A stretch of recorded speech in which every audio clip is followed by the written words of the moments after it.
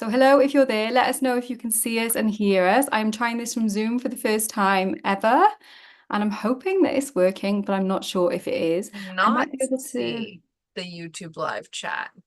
Oh, let me see interesting. if, I'm gonna sneak onto YouTube and see. hang on. Yeah, I can see us. I can see us. I just went on to my live streaming on YouTube, so I think that we are all good. Yeah, I do know from when I watched an astrologer stream live from Zoom that there is a bit more of a lag with the chat. Right. So Makes I sense. do know that that is true. So Hey, I, I can see some people in the chat. you Kate can says, hello, see a good chat. morning. Laura You says, lucky yay. I'm thing. Hold on on. on YouTube. I can see the chat. I can't see anything yet. Oh, no, I can. They've just come up in here. Hi, Kate. Hi, Laura. Thank you for saying Hold hi. on 1 second. We weren't sure if this was working. So I don't know if just I can see that or not, because it's like in the little live streaming app, I can see the chat. So it may be that you're not gonna be able to see it. I'm sorry. But hello, hi, welcome. So I'm here. Hopefully you know who I am if you're watching this. And then I've also got Tempest with me from Tempest Temple on YouTube, and I have linked all of her Ah, details and everything down in the description. So go and check her out. But I'm sure lots of you already know Tempest already. Hi, Lisa. hello. And So I know my own ways to get the chat up. have you found it? Have you managed to get it? Yeah. I popped it out. You can pop out the chat on YouTube and then it's its own little window. So I've just done that and I've got it over to the side. Perfect. Oh, great. Hi, Megan. Hi, Cora. Oh, I can almost sit cross-legged again.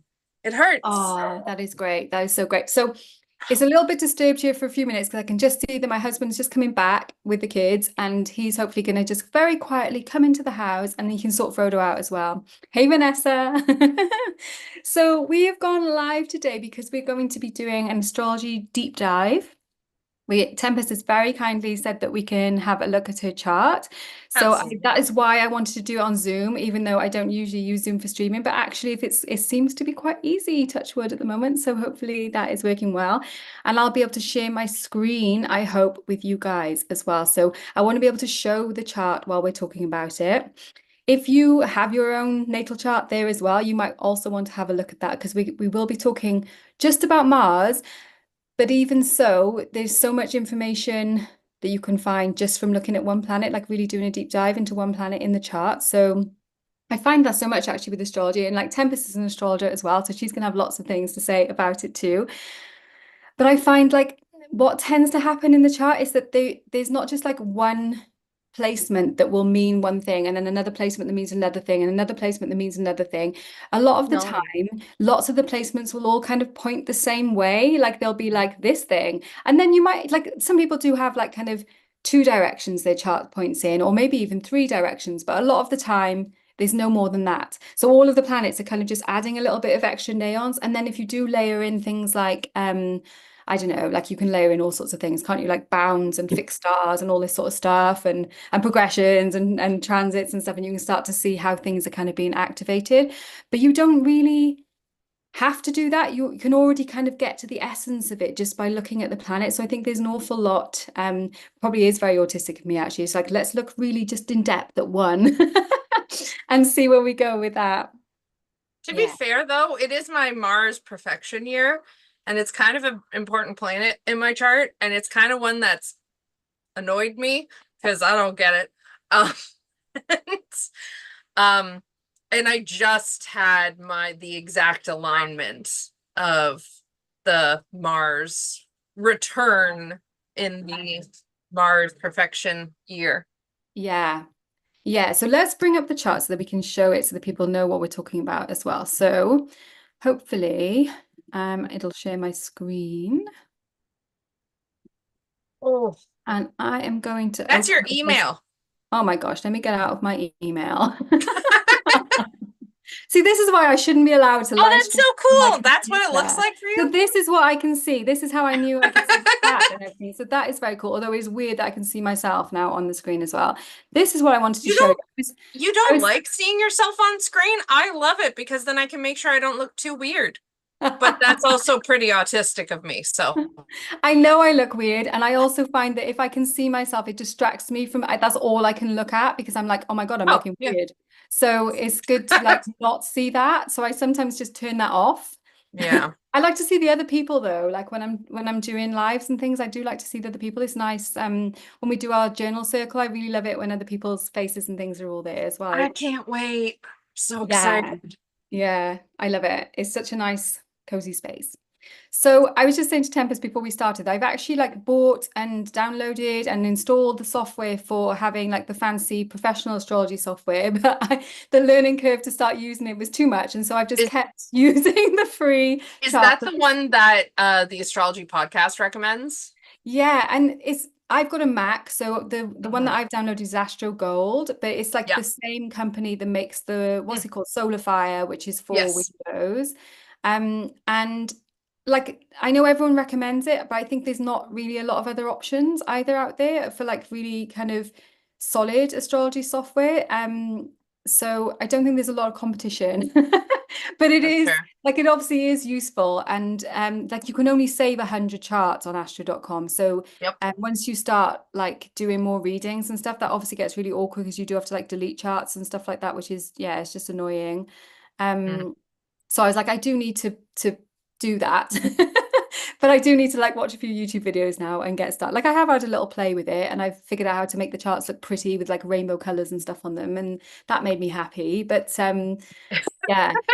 For like ease of for on a live, I thought, I think I'm going to stick with this because I know how to make this work usually. So hopefully, let me know in the chat. I can't see the chat now, so I can only see my screen. So hopefully people can see the chart. So let us know if you can see it. I think hopefully you should be Yeah, able.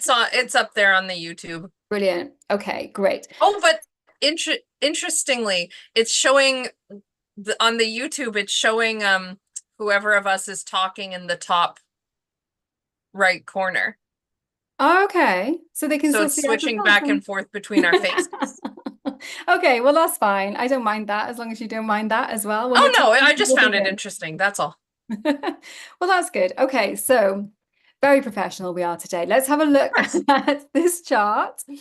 And like I'm sure a lot of you watching is because you're interested in astrology already, or perhaps you're interested in Tempest and you want to get a little insight into her. She's weird. I don't know. So, you can see that we've got Mars here in the 12th house. So it was really funny that Tempest just said, like, and she knows this already, like it's one of the planets that she's found hard to unlock in her Mhm. chart, or unfuck actually, was the Yes, unfuck my Mars. So that is kind of our mission for this live is we're going to spend a little bit of time looking at that Mars and seeing if we can unlock it or unfuck it, so that Tempest can really get the benefit of it really, because it's a very interestingly placed planet, but because it is in the 12th house, that does make it much more difficult to access. So that is kind of what we're going to be going into. But I kind of wanted to ask you, like, how do you experience that Mars? Like, do you have no access to it, or how do you find it? I feel like the way I understand my access to it best is what I've been saying is like functionally as a human, I would be way better if I lived by myself and no one ever bothered me.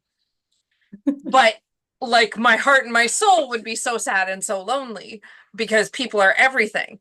But like I hate doing stuff when people are around, even if they're just in another room. Even with my son who we've had for 10 years, so he's been around for a while, and my wife who I've been with for 13 years, um, which is wild, and not the point, but like I don't like to be perceived when I'm doing anything. So I won't shower or do the dishes, or it's really hard for me to um like do ritual stuff, even though my space is in a bedroom with a door. It's right there. um doesn't matter, I still have to fight. So the way I feel it the most strongly is like that, wanting to be secluded and isolated to be able to access it. Mm. And my neurodivergence connects to it because like speaking neurodivergently, um every time I'm interrupted, it's like a mini transition and it short circuits my brain. And then I have to try and get back to where I was. And so having other people's energy in the house at all when I'm trying to focus is really taxing. So that's the most I figured out, which is only so helpful because I can't get rid of them and also have them here at the same time. It doesn't quite work. Yeah, it'd be nice if you could find a way to. It's interesting what you're saying. So it sounds like you find it difficult to like act, as in like find it Yeah. difficult to do things when other people are around you, which is Hmm. like such a kind of, yeah, perfect like Mars, because Mars is our motivation. Mars Hmm. like demonstrates our kind of like our will, our motivation, our ability to kind of assert ourselves, our ability to put things in motion, to do things, to move, you know. Mars wants all that to happen. And when we have Mars in the 12th house, as it is like I say, that the 12th house is like a kind of hidden space. Sometimes people call it like the space of our hidden enemies, even, you know. Sometimes it's the stuff that like bites us in the ass. So when we've got when our motivation is in a hidden space, it's almost like it's interesting you're saying like you can access that motivation, but only when no one else is around you. You know, it's like you have to almost be hidden yourself to be able to do those Mars things. Yeah, so that's really interesting. Yeah. And with it being Gemini as well, like it's it's already going to have that kind of duality to it because Gemini is a kind of dual sign and it's creative, it's quirky. So like Mars is wanting to act in kind of like quirky, creative, playful ways, but then also like hidden, secret ways. So it's like a weird overlapping of these different kinds of energies. And if we look on the chart here, we can see this blue line that takes us up to Mercury here. So I think like this Mars Mercury connection is actually probably one of the keys to unlocking that Mars. Because Mercury rules Gemini. So Mars is like kind of in Mercury's house. And Mercury is also like with your sun in Aries in that 10th house. So having that, like Mercury's going to give you like the clues, the keys, but it's going to be like kind of cryptic coded messages probably Sure. because we are Of course. talking like 12th house. But it's also like, um intuition as well, like those sorts of messages and learning and knowing that we shouldn't necessarily have. It's like, how do you know that? I don't know how I know that. I just kind of receive I that say that information. so often. People are like, how do you know? I'm like, I don't know, but it feels true. So I'm going Yeah. with it. I Yeah. always So forget that I have Mercury and Mars in mutual reception. I yeah, always forget about that. I think that's so powerful. And also like in this like almost exact sextile to each other as well. So like they are really supporting, like Mercury and Mars are not friends. Like in traditional astrology, they don't play nice together, you know. Mars tends to make Mercury, like Mars wants to kind of like fist fight, and then Mercury wants to like just rip you apart with words, you know. So they can be like a little bit aggressive sometimes to each other, but like they kind of bring out the worst in each other sometimes. But with them being like in a sextile, which is a harmonious arrangement, I feel like if you can yeah, like remember that, like Mercury also really links with memory as well. So like kind of bringing that more to the forefront as well, being like, okay, that's those kind of like ability to create with words and make things with words, make things happen with words as well, is a way to really unlock the power of that Mars. Mhm. Yeah. Yeah. And yeah, like Mars is ruling your sun, like this Yeah, your it's kind of important a little bit. your natal sun is like in your 10th house, and it's here like in Aries. So that's Mars's house, Mars's sign, not Mars's house, Mars's sign. But because it's being ruled by, it's ruling your sun, in order for you to feel like your full life force, and in order for you to like fulfill your purpose, your kind of like 10th house, like 10th house is all to do with that kind of our calling, our purpose, what it is that we're here to do in the world. Although your MC is in your ninth, which maybe we will talk about a little bit as well. Yes, But please. in order for you to do that, in order for you to do 10th house things, that sun needs to be able to kind of like enjoy its Marsness. I feel like sometimes like what is going to, like, we talked about this a little bit in the live stream yesterday as well. It's like we can talk about planets and say like what charges up that particular planet, in that particular place in your chart. And if you've got an Aries sun in the 10th house, then what does that Aries sun need? And like it needs to lead, I think, you know? Hmm. How does that sound? Like, how do you feel when you're leading things? Like, does that fill you up, or is it something else that's kind of, Oh, I like leading. It's just I'm not sure other people like me leading. That's the problem so much. Um, but that's kind of the nuance in that, like, I feel like with the so just because I know some people here might also watch my channel, I've had a bit of a astrology crisis and realized that my midheaven might, like, if the birth time was off by just 3 minutes, I'm a Pisces midheaven, which makes a lot more sense for me as a whole person as opposed to one facet of myself. And if any of you have been in a birthing room or given birth, you'll know it's a little bit crazy and a little bit busy. So it's very easy unless like the person unless like the moment the person exited your body, there's someone there to look up and look at the clock immediately. It's actually very easy for the birth time to be wrong, and 3 minutes is nothing. mm, So that's why it's the Pisces midheaven. And I a nuance that's kind of lending that I'm kind of feeling out is um leadership more through, like, I don't necessarily want to instruct. I feel like that's where I tend to get into the land that's a little bit dodgy and people aren't as receptive of.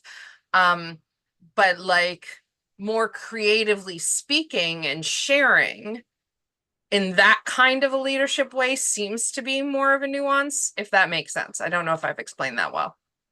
yeah, I think that makes total sense. And I think like that shift from the ninth to the 10th, from the 10th to the ninth, I think also kind of like amplifies that.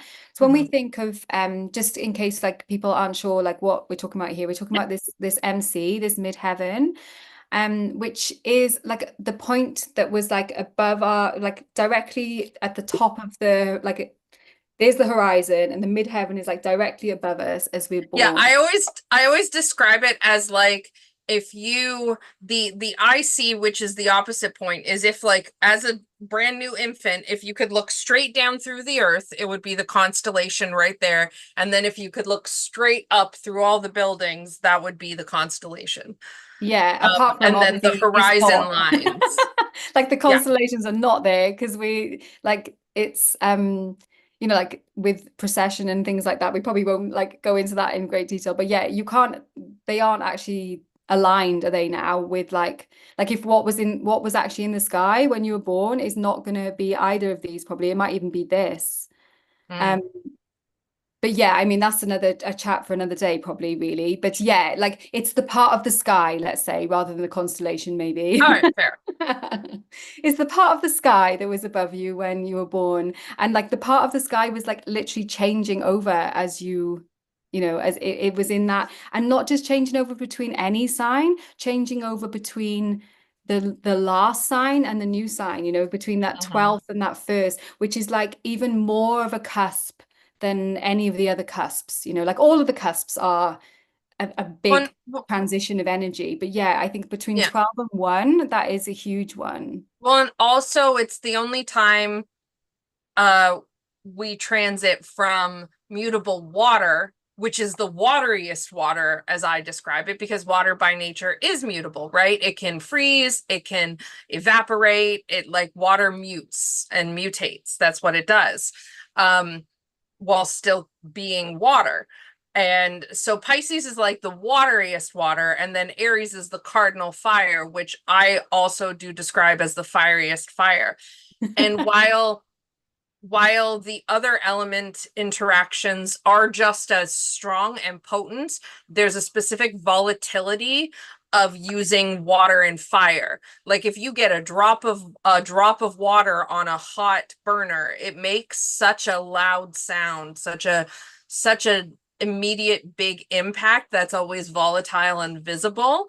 So the relationship between those two elements you have to be careful of in different ways because it's Yeah. such a drastic change and feeling.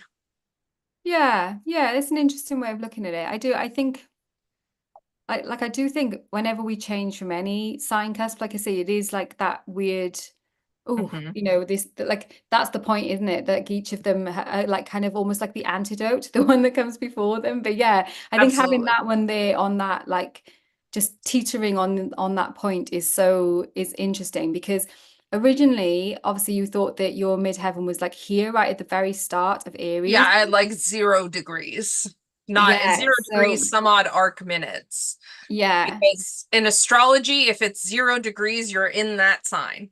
yeah. So Yeah. So yeah, when we're using whole signs. So we've got that like if you're thinking like your midheaven in your chart is supposed to be kind of like almost like your North Star in a way. Although I suppose your North Node is also kind of like that. But it's one of those points in your chart which is like leading you towards where it is you're supposed to go in this lifetime. So knowing the position of your midheaven is like really key to like unlocking your purpose, like why you're here. And like that changing of placement, like I'm not surprised it's been like a whole like aha. And it's interesting as well to me that it's come about like not that long after you've been having this Mars going through the 12th, going through your 12th house as well. Making those like Mercury connections, the natal Mercury connections, and being able to be like, oh, hang on. I know Mars is not there now. Mars is into Cancer now, but it's still like it's still almost like it's kind of squaring it, isn't it? Like Mars is squaring that midheaven. So there's like a almost like a kind of push me, pull me kind of thing going on with that. So having that like just like, oh, okay, maybe my purpose here isn't necessarily a Mars purpose, or like we could say martial. I mean, that's where we get the word martial from, is from Mars.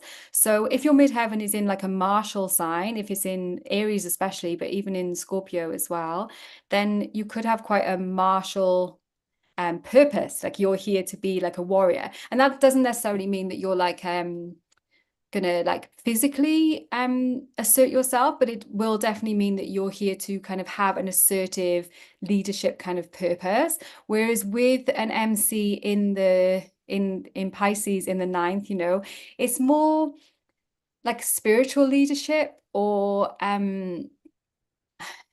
I think even like it feels more like hierophanty to me somehow, even though it's not like that should be Taurus. But I mean, you've got that Venus, that really well placed Venus in Taurus as I well. love my Venus. I can't wait for next year. It's a Venus year. I'm so pumped. Cannot wait. Sorry. I'm just excited. Yeah, it's like having that like Venus year is going to be lovely, Oh, activating because like your chart is quite like that. And I think it is like a case of like when I was talking at the beginning about charts having those kind of like some charts are just very like mono focus, and then some charts have got like a dual focus, and yours is kind of dual focus, and it's almost like they're dual focus and they can't quite see each other, it's like that sounds especially about right. when we look at this Mars and Venus, if you see this like dashed line that's going in between Yeah. them, like that is showing in traditional astrology terms that there's a version between these planets, which doesn't necessarily mean that they like we use a version now to be like, oh, I don't like that. It's not so much that. It's just more that their energy is not available to each other. So Yeah. That makes sense. it's like it's almost as if they're like doing their own thing in their own spaces, and they aren't aware that the other person is like next door doing their own thing as well. Hmm. So I feel like that is like a signature of your chart. It's like almost like part of you is like doing this thing, and then part of you is doing this thing. And it's like trying to bring those things together in a way that is going to help you to um to be able to access all of it really. And I think that this midheaven shift is actually a really helpful shift in that respect, because like Pisces is all about like merging those things together.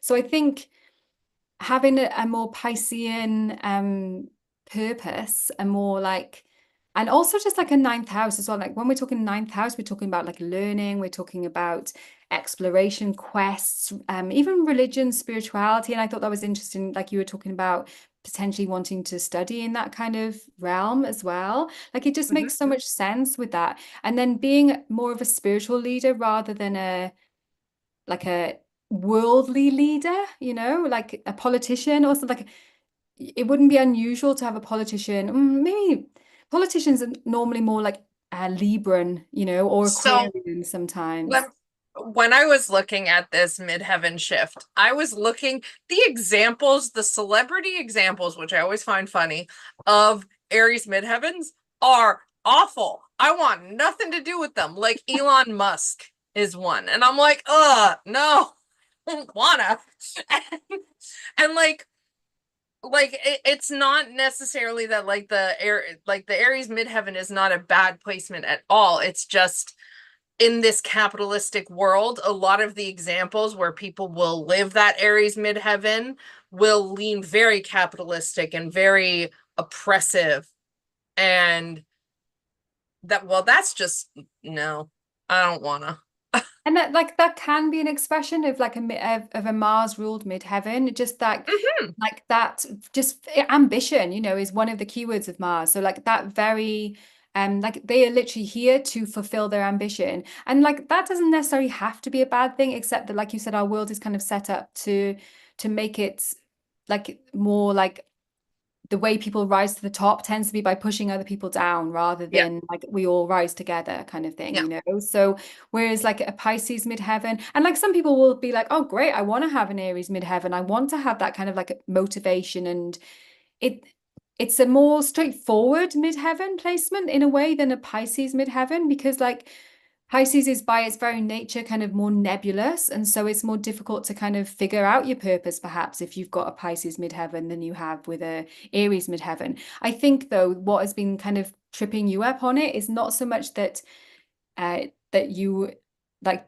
haven't been it's just that you didn't know that you didn't Yeah. know which is so like so Pisces in itself, isn't it? And like we've literally got Neptune here at the moment, like hanging around your MC as well. So like I don't think you're going to get clarity on your purpose while Neptune is hanging around your midheaven, It's going to be one of those, and like that's still going on for a while yet, isn't it? So yeah, Um, although maybe like perhaps when we get that Saturn Neptune, that might bring some kind of ideas, some structure into play there as well. But I think we just got to be really careful as somebody who has like got quite a strong Neptune in their own, like I've got that in my chart.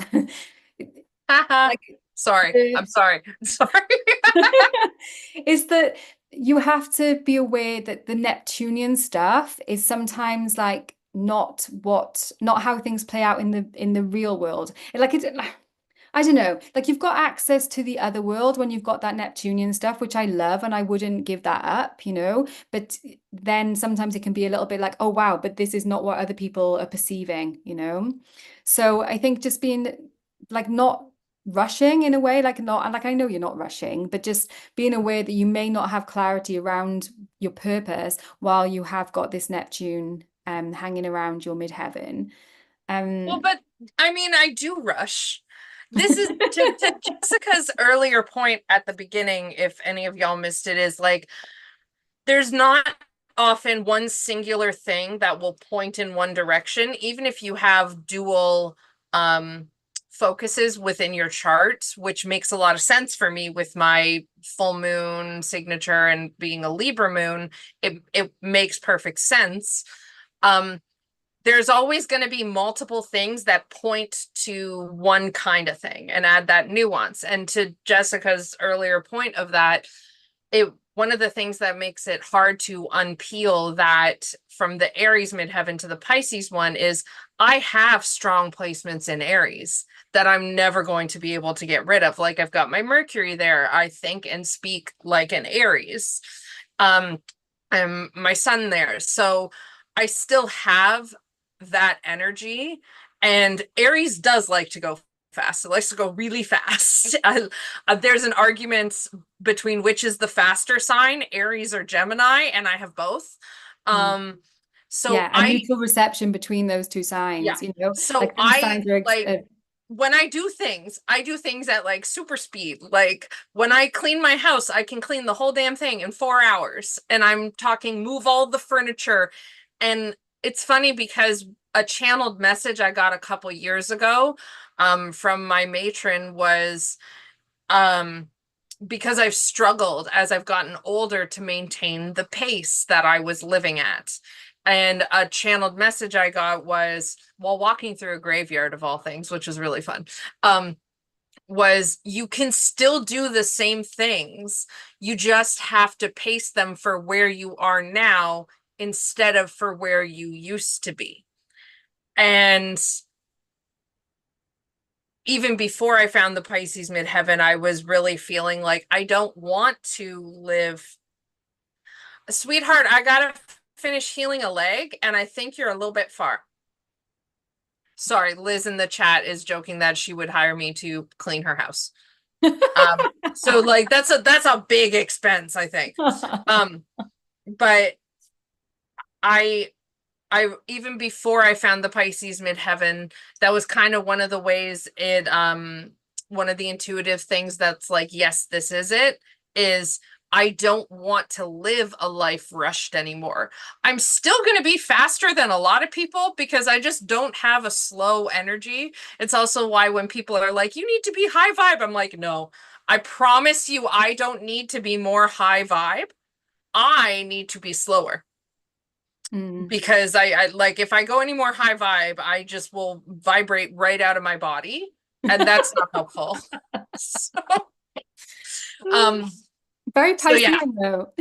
yeah, it's just like right out, just You poof, can get gone. into that transcendental stuff for sure. Like maybe even teaching that transcendental stuff, It's And so interesting what you're saying about that.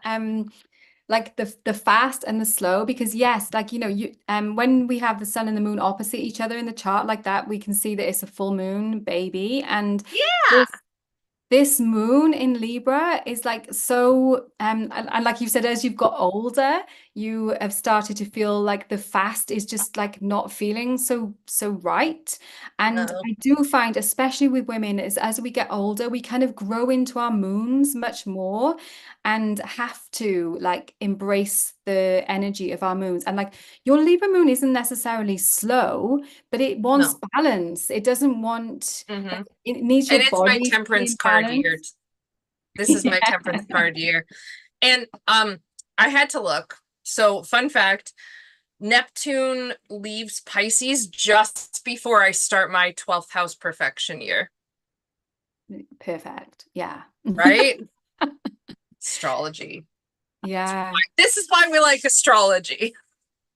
I think once you start seeing the connections with stuff, it's just like, how does anyone doubt that this is not a thing? It's like there's just too much. I remember when I was studying with someone in person, or I don't know, like 10, 15 years ago now, and she was saying, like, and I don't know if this is true because she was kind of crazy, but she said that like in quite a few governments have done like studies into astrology using soldiers. I think the US and the UK government would like making a database of stuff basically to kind of just like check it, but I think probably for some kind of strategy purposes. Strategy. Strategy. I was going to go for strategic, but then somehow it became strategy.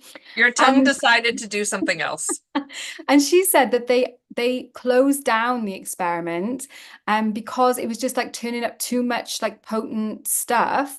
But she Mm-hmm. reckons that they didn't actually close it down and they just like kind of like redacted it so that they've still been amassing all this information, but they don't. She was like just a massive conspiracy theorist in general though as well. But she was amazing. She was so cool to learn about astrology from as well. But yeah, she said like whenever people try and disprove it by collecting examples and stuff, then they start to realize they can't. Yeah. Well, it's like color magic too. There's a whole shade of pink that makes people too docile, but color magic's got to be too out there.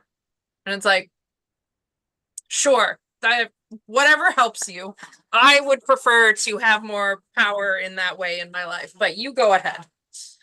Yeah. And like there's Weird. definitely like a balance. Talking of Libra moons, finding a balance between like things that are not real and things that are not like kind of current culture like approved. There's like a Oh, whole world of stuff between those 2 points, so yeah, and I think like witchcraft yes. actually falls in the very far end of that, doesn't it? So Je Jessica, yeah. to abruptly interrupt, but I was just looking closer at the dates. The first time Neptune leaves Pisces before it retrogrades back is on my birthday when I enter my 11th house perfection year. So I'll get a few months of that from my birthday. March, April, May, June, July, August, September, October. 7 months. I can count. Um, I'll get the first 7 months of my Venus perfection. I'll get that initial, like, maybe clarity and being able to feel and sense my Pisces midheaven more, which it wouldn't necessarily be a bad thing to have Neptune kind of blurring my sun, which is very strong and needs to kind of chill out a little bit. So that way I can feel that Pisces a bit. And then it'll go away and then it'll come back. Yeah. I think, and like It's when on you my can see birthday. the transits, like, yeah, like that's crazy, isn't it? It's I been love like it. that though, hasn't it? Because wasn't it like on your birthday, didn't like this year, there was like, um, remind me, what was happening? Like it was right around the solar eclipse time, wasn't it? What? On your birthday this year. Mm-hmm. There was something? Yeah, I feel like Mars was being really activated just as you were starting your Mars perfection. I can't remember the details Probably. of that now. Yeah. Or that might have been the year before. My last Mars return, Mars did that long retrograde Maybe that's what I'm in thinking of. Gemini and it stopped like right before my birthday. Yeah, that's what I was thinking of. Yeah, and it's just like, Yeah. wow, it's just so um hammering it home, really. And like if Yeah, you're that is the gonna way I do things with a hammer. have well, what I like, and another like we are trying to like unlock this Mars as well. So like we have obviously talked about the fact that Mars is not necessarily ruling your midheaven. In fact, Mars may well be squaring, it is squaring your midheaven. So Hmm. there's a tension between that Mars in the 12th house and what it is you're here to do. And I think that tension is that you need to be able to find a way to unlock that Mars, to allow that Mars energy in. I know that you've noticed with yourself, like you said, like when you were younger, you would have gone very fast at things. You've kind of embraced those more kind of like outgoing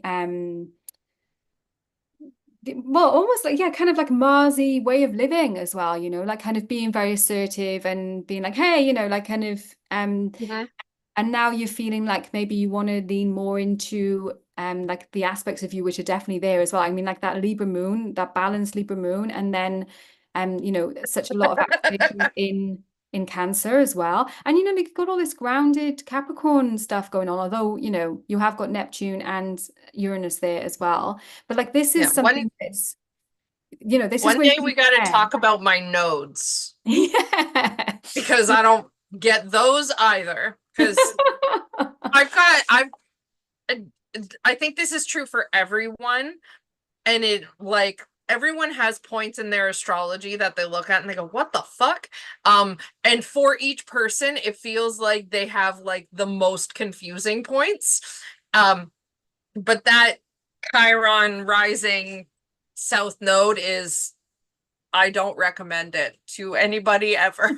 It's You terrible. chose it. Like in my worldview, you chose this to come in with. So, you're gonna definitely unpack it and figure it out. But yeah, I think it's like when you Great. read for yourself, isn't it? It's like when you read tarot for yourself, there's some things which you just don't see. And then afterwards, sometimes you're like, oh yeah, that was Yeah. what that was trying to tell me, which is why it's good to like make notes of these things, obviously. But I think also though you do get like when you've lived through more of it, then you've got a little bit more evidence to work with as well, like it does, you're like, oh yeah, okay, last time, I was going through this seventh house perfection, for example, it'll give you some insights into like what was going on with that. So that like when you do it the next time, it does kind of become clearer, I think, as you Yeah, go layers. along.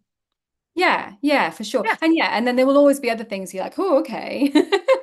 What Yeah. about that now? But like what I was trying to say is that being able to not have to choose between one way of being and another way of being, I think is actually a really lovely way of like synthesizing those two things. It's like you can be soft and you can also be powerful, And like you were saying about that whole like water and fire energy, like when you get water and fire together, it does make steam. And steam has been something that has like revolutionized the world, in like it started off the whole thing of industry, didn't it? Like being able to power things. Steam is incredibly powerful. So when we can bring that kind of like divine feminine energy with that divine masculine energy, it is really, really powerful. So being able to like encompass all of that, I feel like that is probably, and like, this midheaven is so like on point for that.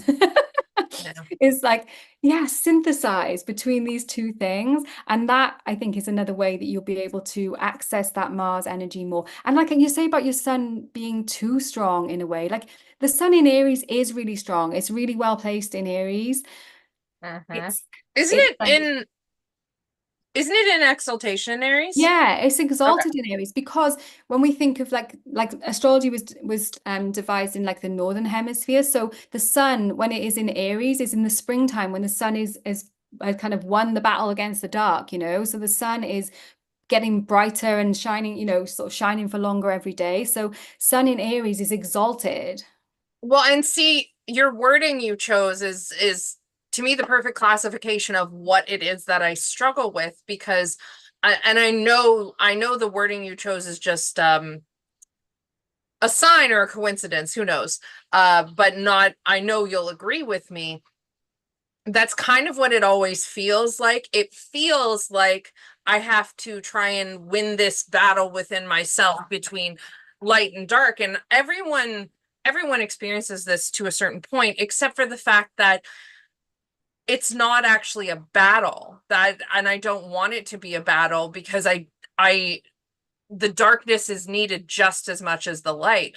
Um I like this was a red flag when I was taking a crystal healing course. As someone described the shadow self as all the bad and evil parts of yourself that should be put away and never touched. And I'm like, and I'm out. I'm gone. Because it's not about that because the two, and this is very Libra of me, the two define each other. If we did not have dark, we would not be able to recognize and define what light is. So while the world at large looks at it as this battle between the light and the dark, and like the light has won, the darkness is essential just as much. So and that's kind of what it feels like the battle of is learning how to stop battling that and how to move into just living as both as much as possible. And that's not a stationary thing. I'm not going to be all dark or all light.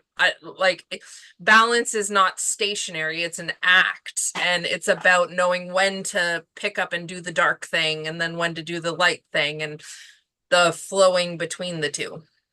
Yeah, I love that so much. And like there's so much to like unpack in that as well. Because like it's not a fight, like you were saying, between that dark and the light. It is like maybe a dance. Can we go with that? Yeah, I like dance. And also like yes, like the equinox marks spring in the northern hemisphere, but that's just for half of the world, and the other half of the world is going into the light. So it's exactly that. It's exactly that there's this balance that is happening, a dynamic balance that is happening between these two things all the time. And it's very like it's funny though, because like from Aries perspective, like Aries does tend to take the personal perspective so much more strongly than the Libra. But you've got this Libra, this axis activated. And like obviously this has been activated a lot now over this, we've been having eclipses on this axis. It's been Hmm. bringing that idea of like having to find this balance between these things. And it's almost like you kind of want to solve the problem, you know? And that in Yes. itself is one of the ways that is kind of leaning a little bit more into the Mars and less into the Libra, you know, like with Ooh. Libra, we can attract the answers towards us and find that balance rather than kind of like, I need to know, I got to figure it out now, you know? Which, you know, like it is frustrating when stuff like that happens, but it's part of the dance, isn't it? It's like if it was all just very straightforward, it would be a very boring dance. Whereas when there's like more neons and more kind of like surprising things that happen and like you learn things through it, then that is a more beautiful kind of dance to be part of as well. Hmm. Yeah.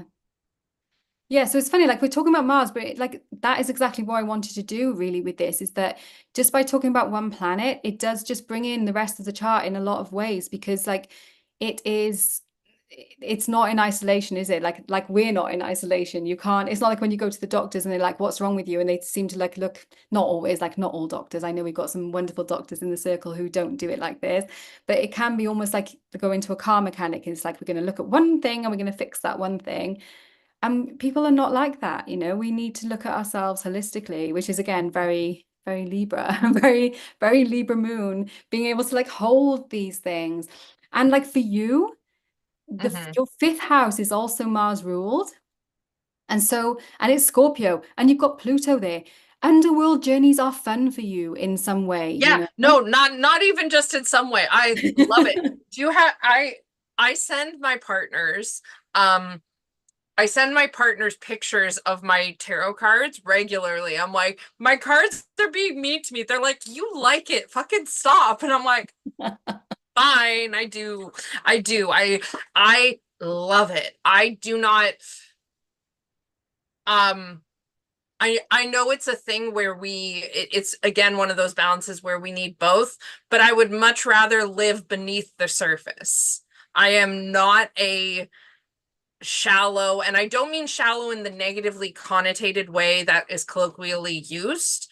I mean like the literal shallow, like sometimes water is shallow, sometimes water is deep. I am not shallow and I'm not surface. And that's another thing that the Pisces midheaven is like, yes, duh, Mm. because Pisces is not very shallow, and it's kind of a thing that causes friction in my life and always has, because there's a lot of people who, for whatever reasons, and it doesn't matter and it's not a moral judgment of them, but there's a lot of people who don't want to go into the depths.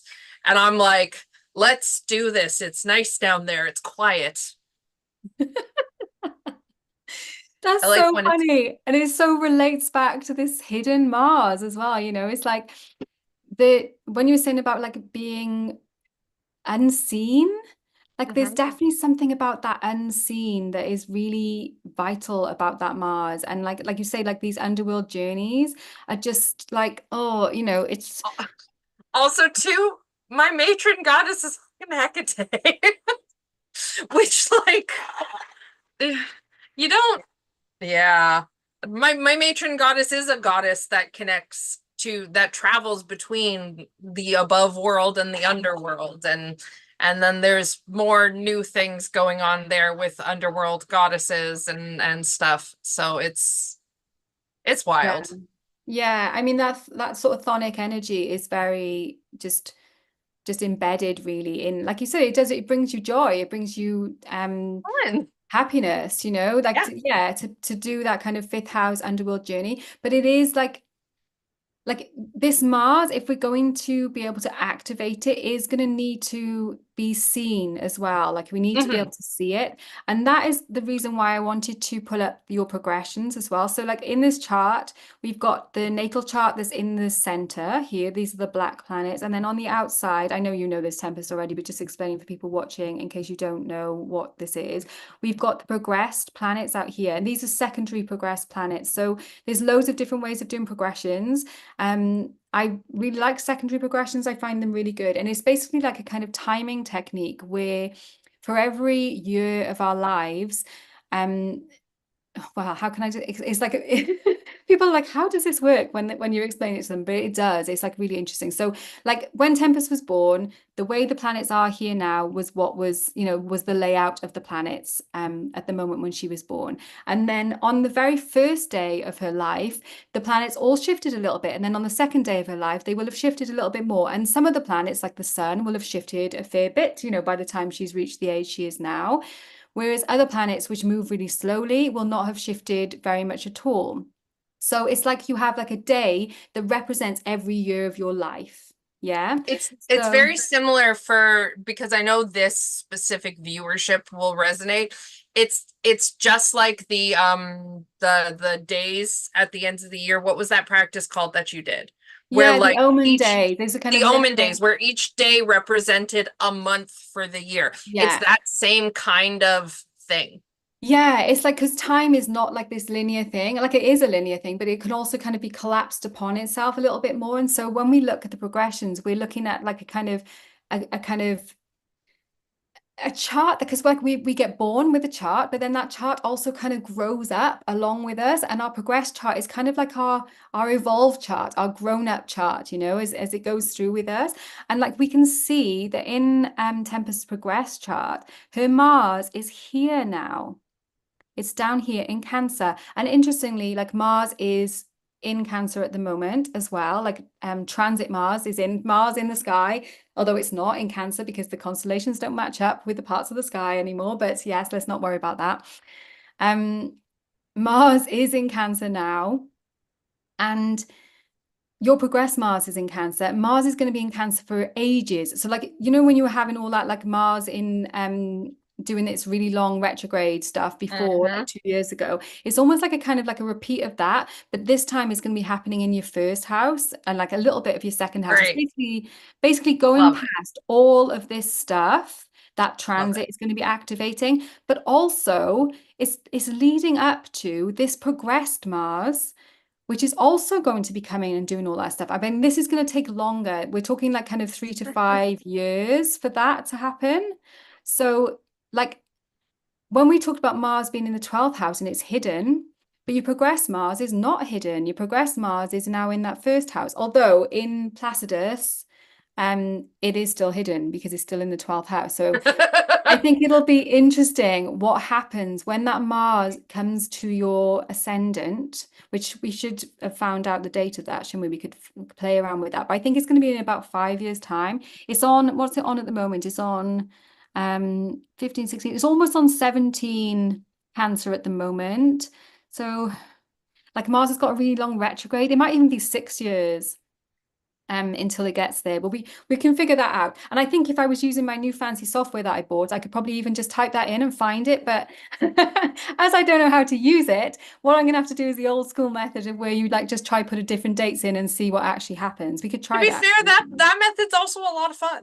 Yeah, yeah, no, it only works. I've been doing that way for years now. So Yeah. so I if we actually go, I if we actually go, have so I use the practice of like um the transits I try and work with are more what my Time Lord is because I have not been doing astrology as long as Jessica has. So I'm still like picking things up and learning as I go. So I've got it's in October is the first set where on the 13th Mars will conjunct with my Chiron, and then on the 14th it will conjunct with my rising sign. And yeah. then it doesn't actually show in the honeycomb for some reason, which is irritating. Perhaps Jessica needs to teach me something about the settings of the thing I told her to buy. Um, but Which I I'm sure love. So like the thank you for next day, that. the 15th probably will be when Mars conjuncts the South Node. The nodes are weird in astrology products. They don't often, there's normally Yeah, like setting you have to select to get them included. yeah, Um, so it'll be interesting. I will have to look up to see how many times I'm gonna have that conjunction. I bet it's gonna be 3, yeah. It is going to which be would three, isn't be it? my number. Yeah. So, I bet. Yeah, so like you've got that activation, like you say, happening 3 times going over that point. So it's like that Mars energy, which is like kind of not that accessible to you in some ways, is hidden to you in some ways, is going to become like unhidden and revealed. And that's brilliant though, isn't it? Because it's like, and also when Mars comes down here to your ascendant, instead of squaring your midheaven, it's going to be trining your midheaven close enough. So Yeah. that's great. It's going to give you the motivation and the ability to kind of access that purpose part of your chart then as well at that time. I So found your progressed, it's not until 2032, I think I went how to. did you do that so quickly? So 2032, just because like roughly knowing how long it is going to take for Mars to move that number of degrees. So, That's a long ass time. Wait, hold on. How old am I gonna be? Liz asked a question if you got okay. solar fire. Yeah. Yeah, I actually bought Astro Gold because I've got a Mac. So yeah, so it's like the kind of the same sort of software but for Mac OS instead. And I've had it now for a little while and I had a little play with it and found it kind of hard and then just carried on using astro.com. I am going to watch some videos and stuff to kind of learn how to do that because I know like why did I buy this if I'm not going to actually use it. So yeah, I am going to do that. And that will make it better because I would like to do more kind of like astrology chats like this, sharing the chart. And I would be able to like, like Chris does on the astrology podcast, he can like flick through different days and different places and you can look at all that. And And I it looks definitely want so to be able to do cool that. Yeah, I want to be able to do that. Which is why I bought the software, so we can do it. And then I was like, oh, why is this so hard to use? But it's just different, because it's it's different. new. You'll be Yeah, fine. Chill. exactly. So what's interesting as well, though, is like this is linking in now with the 11th of May, 1991. So, that would be not that long, obviously, after is how old are you going to be? 30, from the In 30th of March to the 11th of May. Tell me what that means. in Like how many years? 2032? Yeah, how old are you going to be in 2032? That's what In I'm sorry, saying. in what month? In September 2032. I will be 41, Yeah. Okay. So which is it's a sixth house annual perfection. Hmm. I wonder if it actually goes in there then a little bit earlier. Let's put your birthday in of that year and see, because it might be while you're having this fifth house Mars, which would be interesting as well, wouldn't it? So let's just try. Let's try 30th of March. Oh, then 2032, and we'll see what degree Mars is at then. Let's go down here. Mars. Oh no, it's only at 2049. So it's obviously somewhere between then and the September they actually makes it to the 21 degree. So you can play around with that, fine tune that a little bit. But so by the time you're like somewhere between, well, 40, when the time you're 41, you'll have a lot more stuff figured out. I know that's not super Yeah. helpful in that like I've had people look at my chart and be like, I can't wait to see what happens after your Chiron return, which is yeah. a, in popular culture is like the midlife crisis. And it's like, that's Mm, great. It's a little bit far from where I am now. And I kind of still have to deal with capitalism in the meantime. yeah. So Yeah.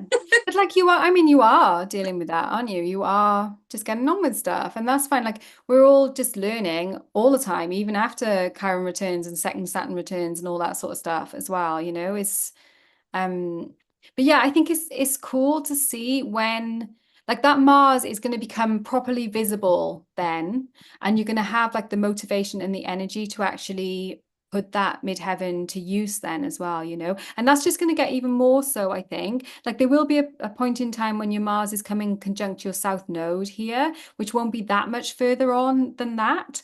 And that might be like kind of like a little bit of a lower energy period of time.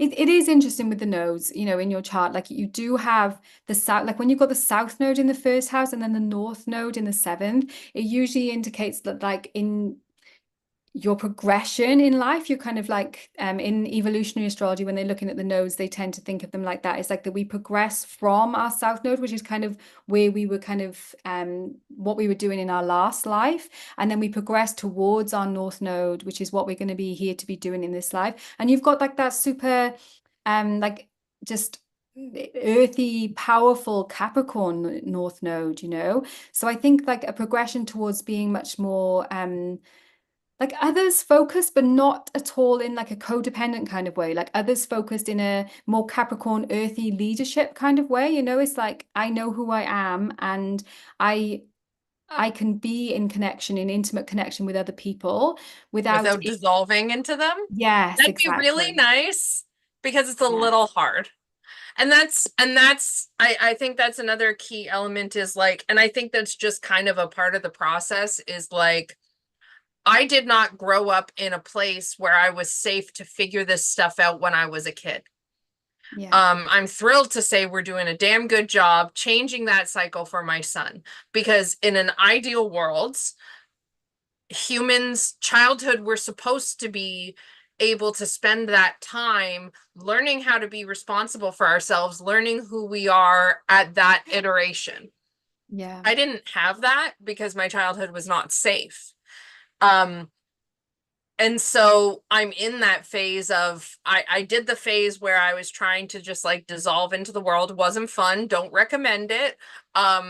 And now I'm in that phase of needing to be by myself and be very boundaried when I'm around other beings so that way I can learn how to stay solid in myself because currently when I go into interactions with other beings without even meaning to, I dissolve into the mask and into the them, and that's not fun either. So it's a whole thing. I Yeah. figured it out. So I have Mars is going to pass over those in October. My points the first time, and then again in January, and then again in March, right before my birthday.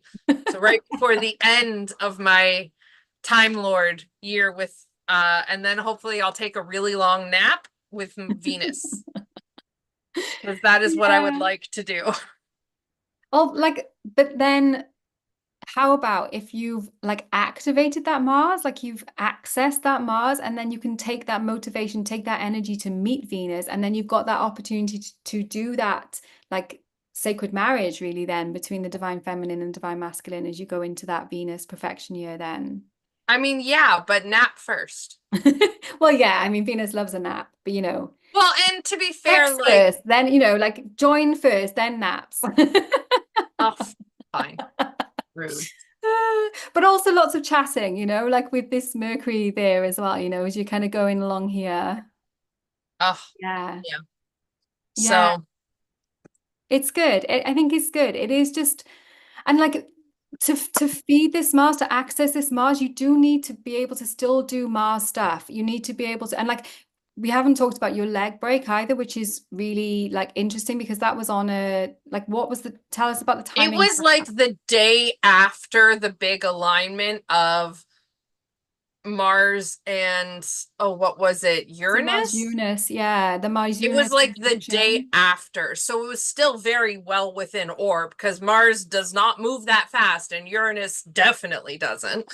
Yeah. Um, so it was like the day after I came home and I literally I wasn't even it wasn't even in the process of stepping down. I was on the floor, both feet on the floor. My wife made me keep the fall risk bracelet they gave me when I had surgery. They keep joking about making me tattoo it because I am very accident prone, like extremely. I hit my head a lot too, which not like concussion severity, but like I need bubble wrap. And it's probably because I'm moving too fast.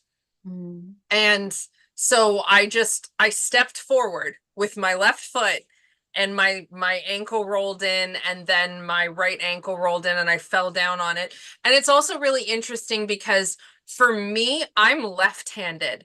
So my right side is where I pull energy in. I don't give out energy with my right hand because I'm not dominant on that side. So it's like the universe is like epic smackdown. You need to sit down and be still and listen so you can receive. And so that was on July 16th. So it was like the day after. Yeah. Um and this was also significant because I believe Uranus is still very close to my Venus, Yeah. and Let me put the I'm transfer. I'm in Mars. I'm in a Mars. I don't know if you can add transits when you have Yeah, a I perfection. can do that. That's what I'm gonna do. I'm gonna need to put the date back correct though for like Yeah. now. Um, What are we on? so I and it was also significant because like the day I broke my leg was a Tuesday, I believe. So it was a Mars ruled Mars day. Day. I'm in a Mars perfection year, and it was the day after um and it was the day after this big Mars conjunction where I didn't even know that the astrology podcast was like this could be physical accidents, and I was like, sure was. Yeah, because like Mars just in general is kind of like kind of violence in that way, like kind of physical movement. And then Uranus is like sudden things like that. So when you get like Mars and Uranus together, then yeah, sudden breaks or things that you know, broken bones and things Yeah. like And that. it was very sudden. It was just my left leg. Both of my ankles have been sprained before, so neither are very strong. And I was wearing flip-flops, which I'm probably never going to wear again.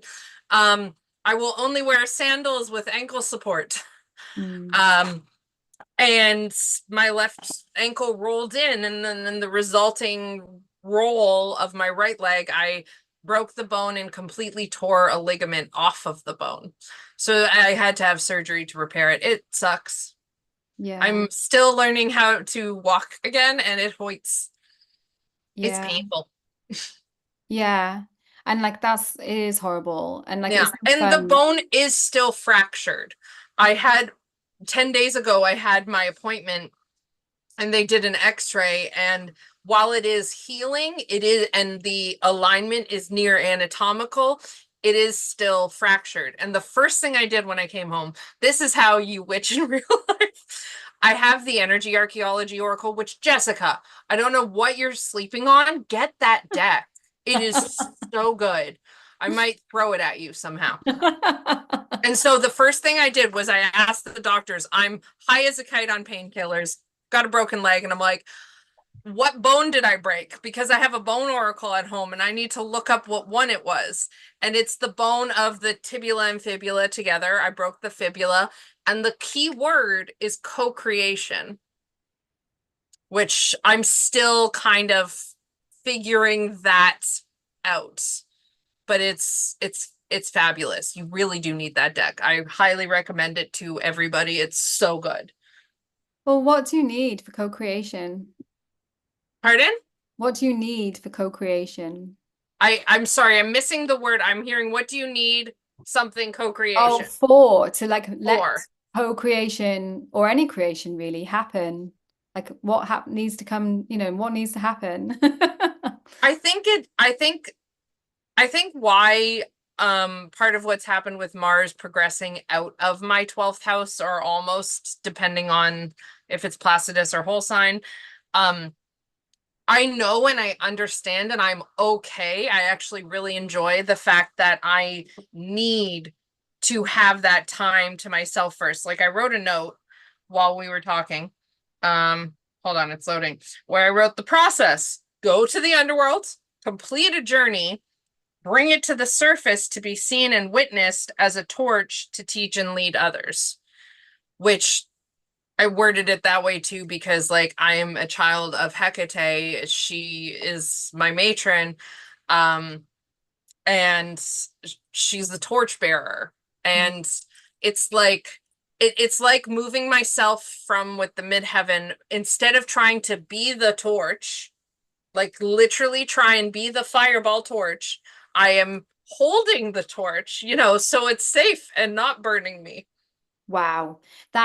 That's brilliant. I love that. Because and like the torch is is this sun. So like it's almost like you are the torch and the torch bearer, you know? Mhm. But being in that torch bearer capacity, it like it's you were the torch and you kind of like embrace that kind of fiery side of it, but now with this shift of the midheaven, like it hasn't shifted, but you've just kind of realized that that was the case always. It's Yep. allowed you to then say, oh no, I am the torch bearer, I understand the torch, that kind of that Aries firepower of the torch, but now I can hold it in a way that it is going to be a beacon for other people, and I can use that to lead, and Mhm. in this kind of spiritual leadership way. That's so powerful. I love that. That's Thanks. And amazing. and yeah, Thank you I for think sharing that.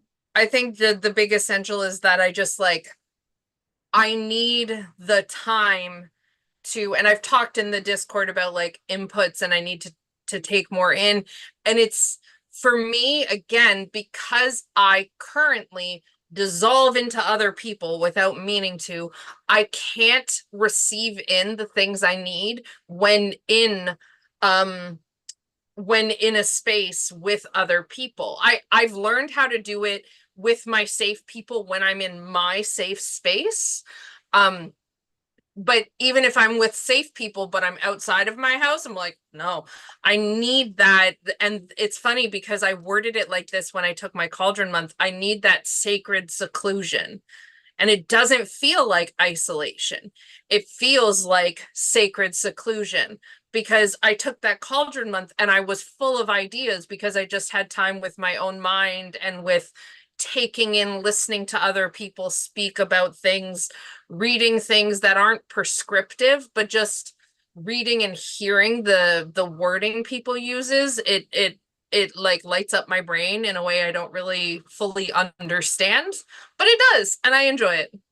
Oh, that's so, yeah, that's lovely. And that is so like Mars in Gemini as well, isn't it? It's like I receiving that input, like in the 12th house, receiving that input from ideas and things, and then having the like the Mars then motivated to do that, but being in like in a secluded, in a sacred space to be able to do that. That's amazing. I wonder if this Mars coming here, like coming into here is going to help you with that.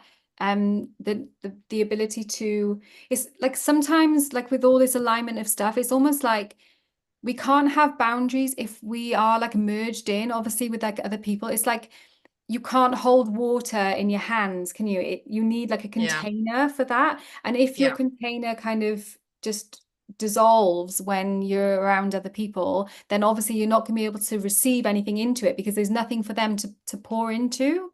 yeah. Whereas Well, and like also now, boundaries are such a huge thing, have been for a few years, and it's just one of those things that's kind of ramping up in intensity.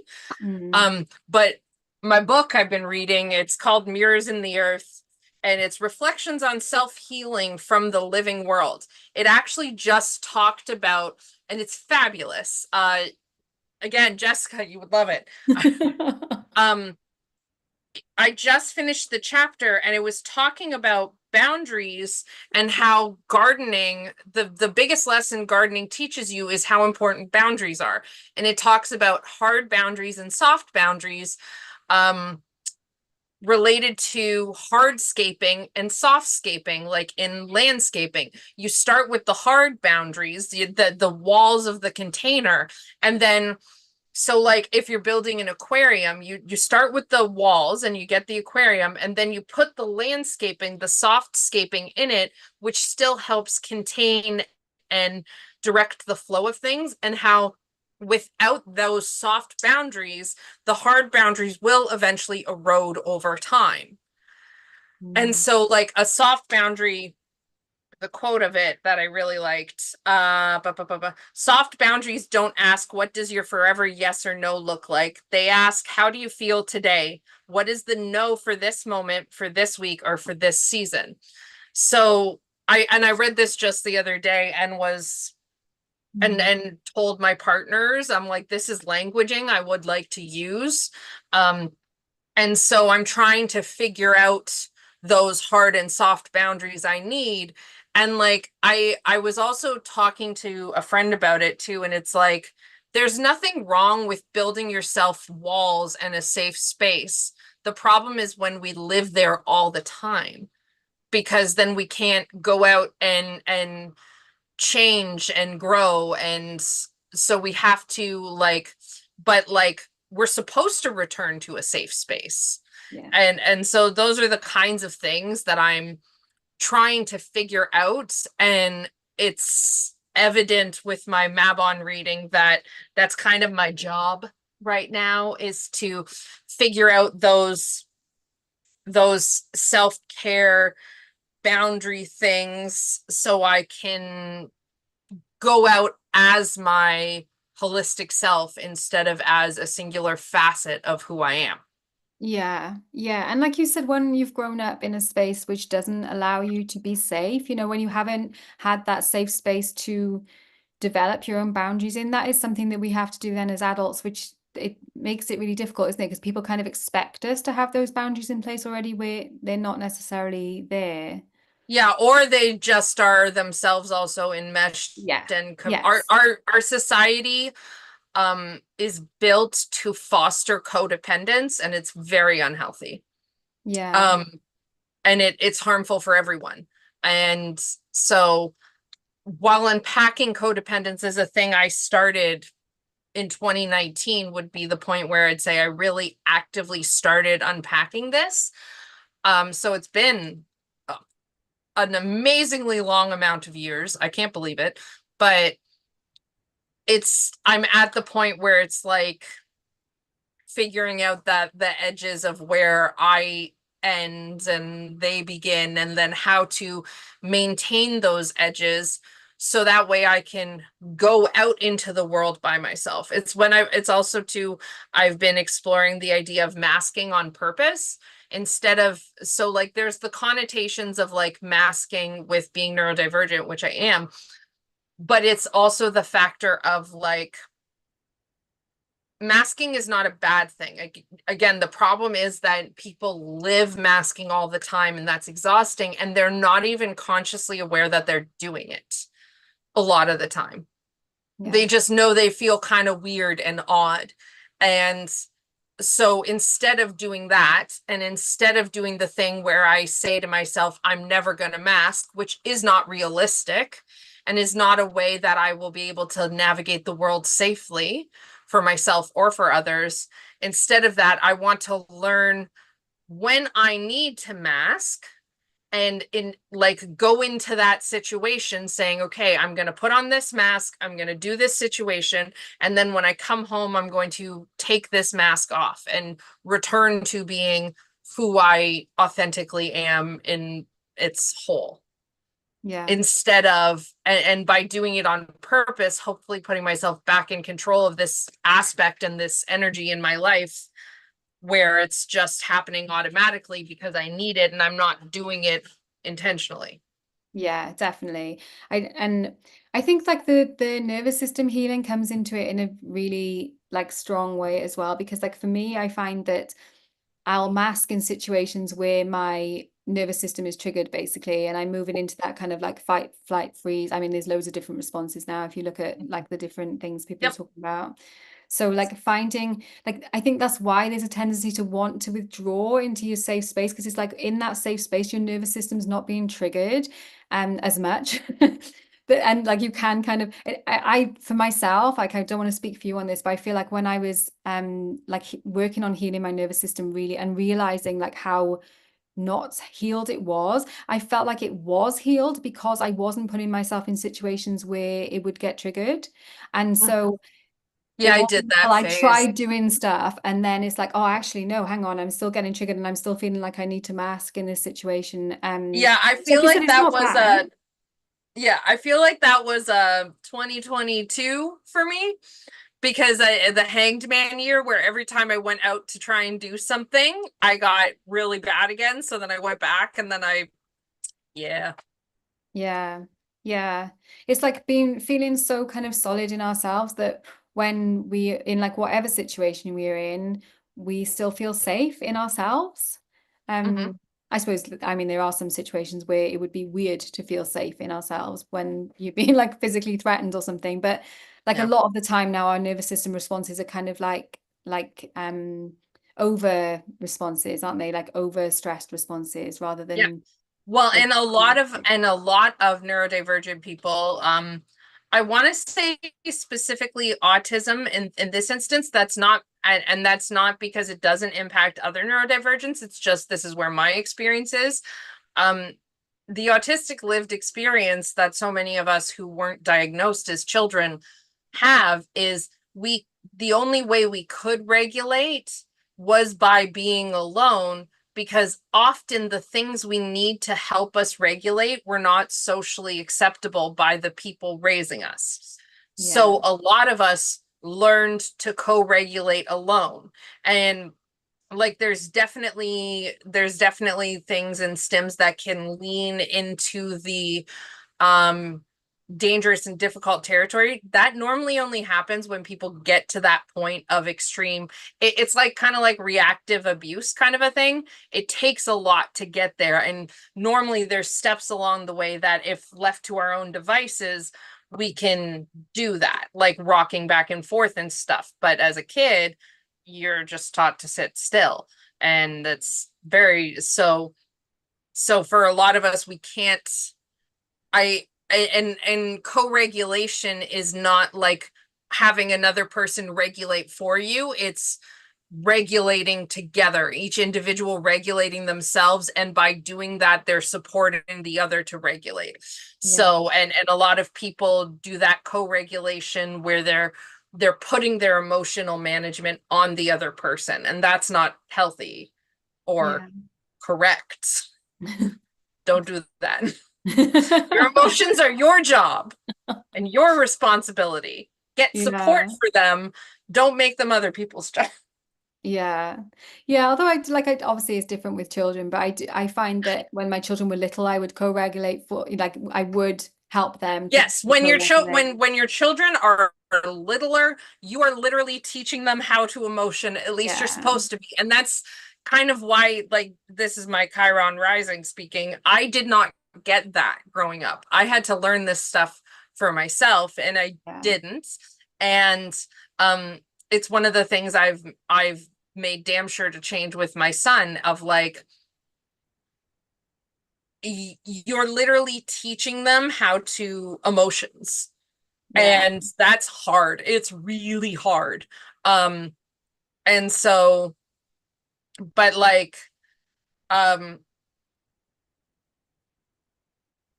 yeah, I meant specifically like the societal, that where people blame other people, like you made me feel this, and it's like no, they did this was not okay, and as a reaction or a result you feel this way.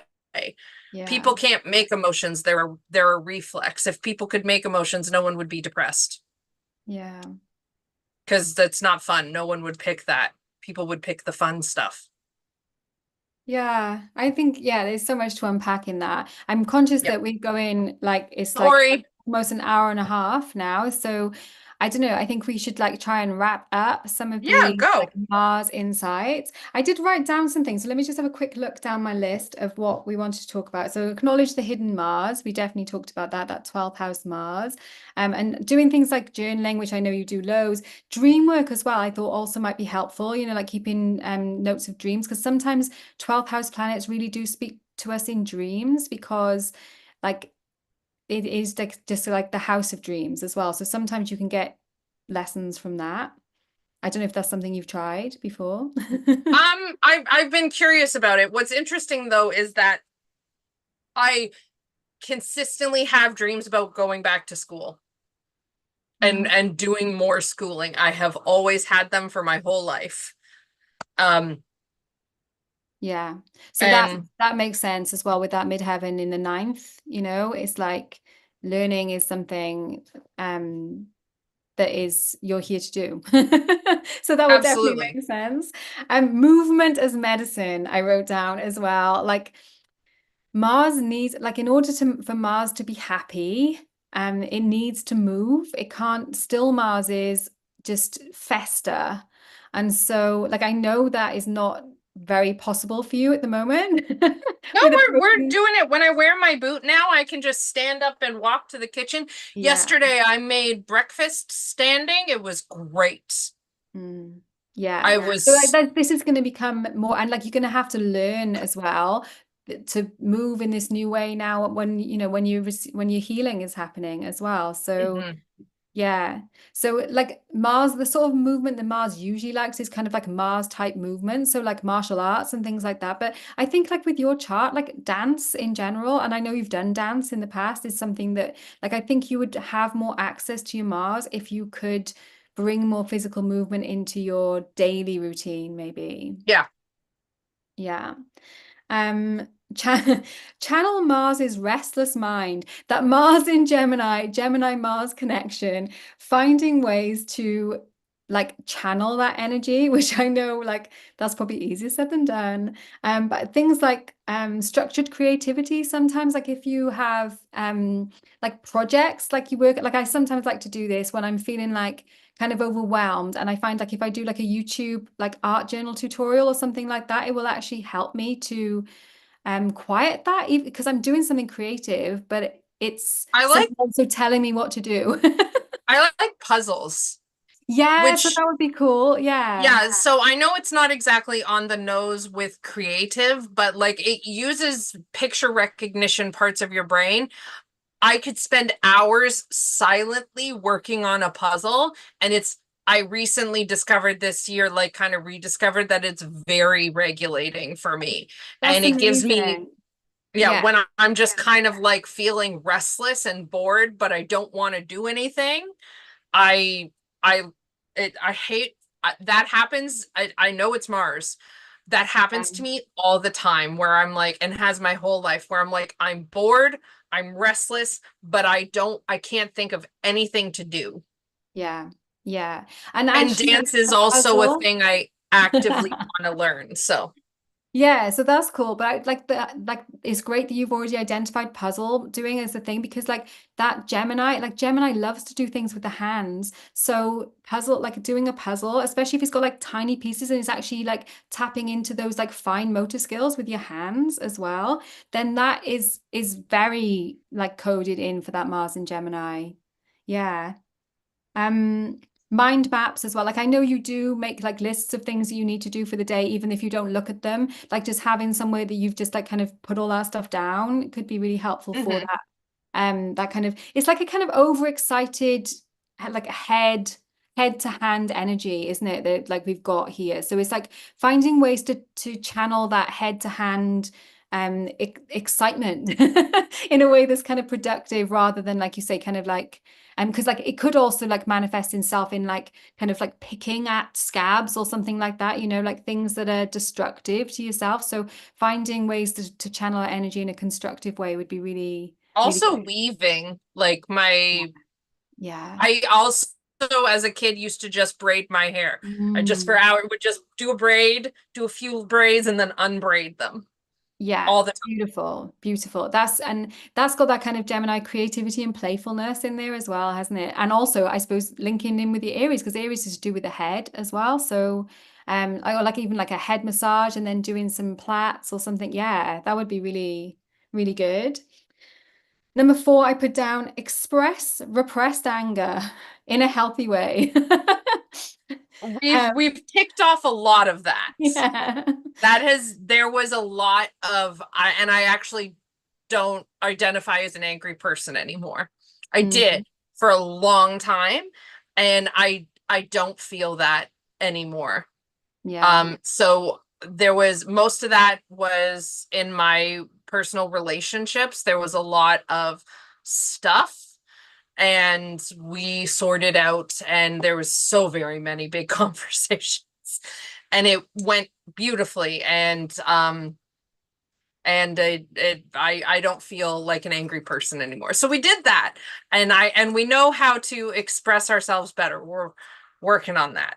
That's beautiful because, like, we did talk about that sextile that's happening and the mutual reception between your Mars and Mercury. So, like, being able to communicate your anger is something that, once you've got that skill, that's such a powerful skill to have because so many of us don't have that skill.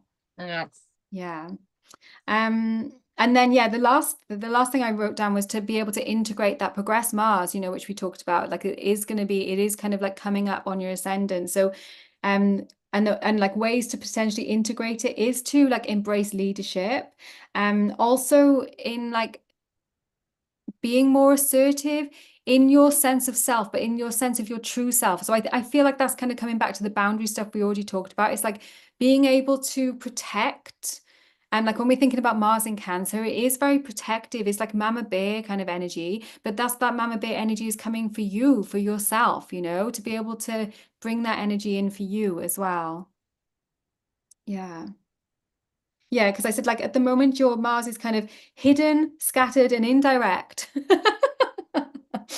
But you can definitely bring that, you know, access that and be able to kind of consolidate it by giving it ways to become more coherent, you know, so that you can bring that motivation into your creativity. You can bring that motivation into your work as well, you know, into what it is you're here to do in the world.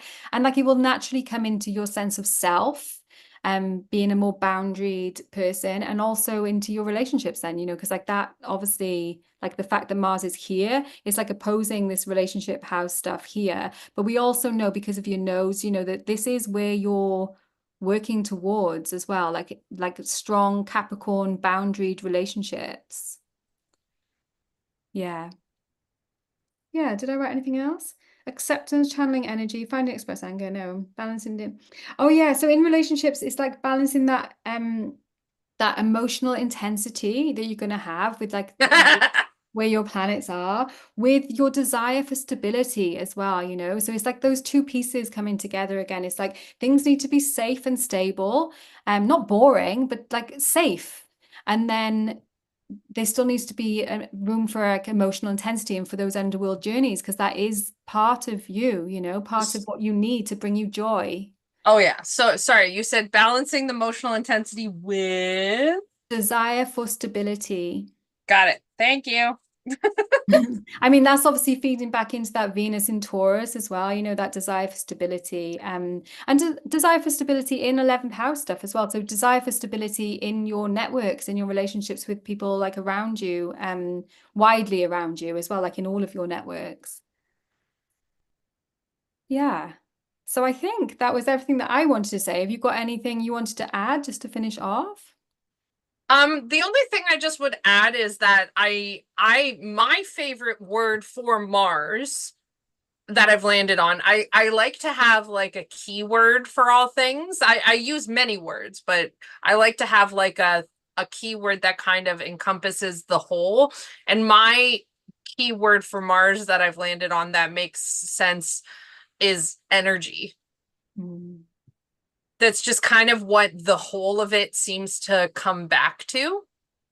Um, like you need energy to be motivated. You need like the core of it is like energy. And I, for myself, you're nodding, so I hope you think it's also a good word. But I have found it very helpful for myself, and it's a main thing I do with my practice is trying to get like a keyword so I can put it into context to understand and work with it. So it's like about how to access and use and direct my energy as a whole, which is a thing that has been very hard. And my energy has been very indirect and unfocused and split 5 million ways from Sunday. And, you know, so I like the word energy for Mars. Yeah. And Yeah. yeah. And I can see how that really relates well as well, especially for your Mars, you know, because it is, like you say, being able to it's almost like for me, energy kind of is it, but it's almost like it's the ability to specifically direct energy, you know? Yeah. Because it's not necessarily like an attracting energy, is it? But like, yeah, I see what you mean. It's like that kind of that directing of the energy. And so you need to be able to access that, don't you? For like, you need energy, you need power for all of the stuff that you want to do. So, Yeah. um, Energy is one of our resources, yeah, exactly. So, right? And you can't do anything without energy. yeah, and I do think like it's still embracing that Mars ruled sun, you know, like being able to feed that Mars ruled sun with the things that that enjoys as well, like kind of being in the limelight in a way, you know, like a 10th house sun, and um being able to lead, you know, even if it's not like in a traditional sense at all, you know, it does need that kind of, it needs to be able to like have adventures. Yeah. Yeah. But maybe not like Yes. grand scale adventures if that doesn't feel safe as well, you know? So, No, grand scale adventures are tiring. I just prefer to change everything regular. Like I'm the person who will get bored and rearrange and reorganize the whole house. yeah. Um Mars in Gemini, you yeah, know? Using your energy to like for like kind of creativity and play and stuff like that. So it doesn't yeah. necessarily need to be, like I say, like kind of grand adventures or anything, but directing, like deliberately practicing directing your energy, I think, is something that would be really, your son is going to love that as well. And they're going to be able to feed into each other then. So you'll have increased energy and more reliable energy as well, because like that Mars in Gemini is kind of like slightly stuttery, you know, it's like switches polarity all the time, you know, with that Gemini kind of like Hmm. whereas your Aries sun is like full on energy. So sometimes that can lead to burnout as well, but finding that balance. And I think this moon, like you said, you're growing more into this moon and embracing that is definitely going to be able to have a more like consistent energy, I suppose, you know, at your disposal so that you can direct it how you want to. So it's like kind of I think I think mastering I'd that. I think I'd use reliable instead of consistent Yes, reliable. Yeah, because it's not because like always on. yeah, Yeah, exactly. Which is why yeah, it's reliable because it's like learning my cycles of energy and how things are impacting it so I can reliably say, okay, I'm due for some low energy time or whatever it is. yeah, yeah. Or like I'm choosing rest now. I'm actively choosing rest now. Um, Hmm. even if I could, if I wanted to access, like I can access this energy, but I'm not going to now because I know that it'll be better for me to rest, you Yeah. know? It's not like Yeah. that energy is like, oh my God, this energy is no longer available to me. So now I have to rest, which is kind of like what's happened with your foot, isn't it? It was like kind of enforced. Whereas if you can be like, no, even though I've got this reserve of energy, I'm going to be much more boundaried about where I direct Yeah. that rather than like saying yes until I can't say yes any longer. Yeah. And the more personal thing I went through within my inner circle of people um has really like highlighted specific situations where I need more boundaries and I'm not going to engage in. And it's like the larger scale groups of people where communities where things get very enmeshed. And I mean enmeshed in the unhealthy way where we lose the boundaries and we become just like a blob. Um so and like I don't do well in big groups. I like it like with like again, it's the autism. Like for me, groups is really hard. So like knowing there's been more in that knowing and understanding of like I'm over it. My energy is not going in that way. I will severely limit the amount of interactions in those kinds of things Hmm. and will strongly build boundaries and masks and stuff when I need or want to do them. And because I have other places I would like my energy to go instead, Yeah, which is more exactly. fun. So it's just like making a kind of conscious effort to just check in with yourself, maybe like even a few times a day, where it's like, what am I doing with my energy right now? How am I directing my energy right now? Is this something that I actually want to be directing my energy on? Just Hmm. check in and be like, yeah, great, I'll do it, or no, actually, and then find a different way Yeah. of channeling that Mars energy, or Well, just and that's saving the it. that's the leg break has kind of forced that because a Yeah. thing that happens for autism specifically, um, we our cognitive buckets, our sensory, cognitive, social buckets, they can't take as much, and they're not like just the way our brains work. We can't have the same boundaries. It's just a thing that's different in our brain. So when something happens to one thing, like say your physical or your social, it tends to overwhelm your whole system. Mm. Whereas for neurotypical people, this doesn't happen. So when something physically happens to me, it overwhelms all of my systems, the emotional, the social, the cognitive. And so I've been forced because I'm in constant right now state of physical overwhelm because I'm still healing. I've been forced to look at all of these other things too and figure out the lines and the balance. It's also been really great because I can recognize now when I'm feeling an overwhelm in one and it causes like a total system shutdown, and I'm like, I need to just pause and chill first. So I've been forced to have to rest and deal with that overwhelm so that way I can still do the things I want to do more. Yeah, yeah. And that is so interesting because like Mars in the 12th house, like the 12th house is often to do with confinement or imprisonment. And like in a Mhm. way that Mars has like imprisoned you with that break, Oh and like yeah. it hasn't actually, obviously, but what has actually done is that it's opened up this level of communication so that you can be more, you're more noticing of these things within yourself now, which is really amazing. Yeah, it's actually like the biggest thing I've missed. It's not the social stuff, it's the movement. I have missed my freedom of movement. I hate it. That part I definitely feel imprisoned by. So Mhm. just being able to bathe myself, because an Aries baby does not want to not be able to bathe themselves. And at the beginning, I could not go to the bathroom alone. Yeah, It's awful. No one would like it, but for some people, it's even worse. yeah, It's just one of those differences.